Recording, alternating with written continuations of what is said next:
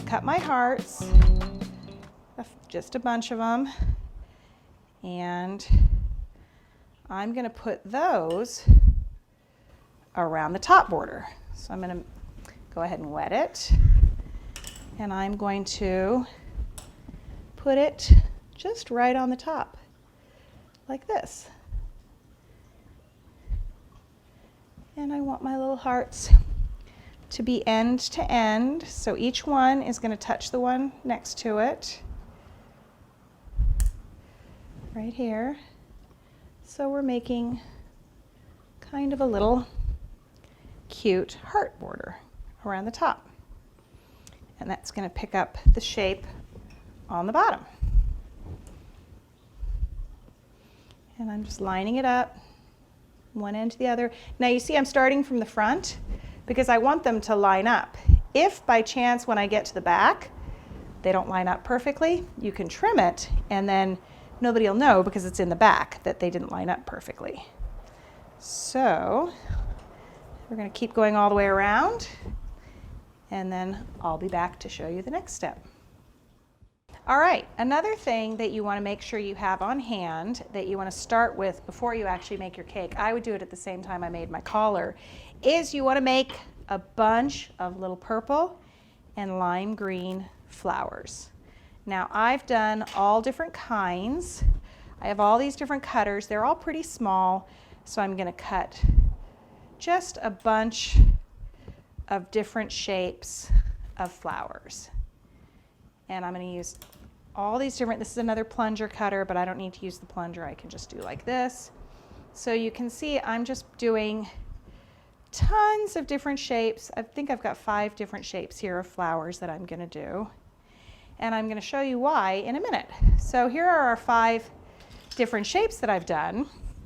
And ahead of time, I made about 1 million of them because you want all of these different ones because we are just going to fill this cake with tiny little flowers.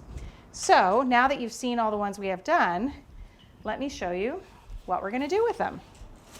We want them cascading down from our little collar. So what we're going to do, because we want flowers to be all even up in here, we're going to take a little of the same color fondant as we've put in here, and we're going to roll a ball and we're going to put it in there because we need something for the flowers to attach to.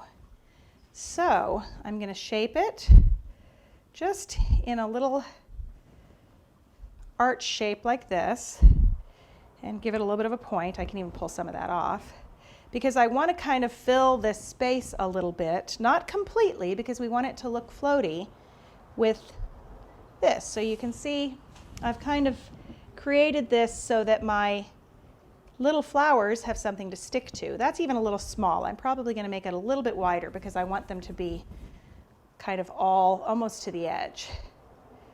There we go. I think this is going to be better. So I've got my nice flat arch piece that I'm going to fit in there, and I want to make sure it stays.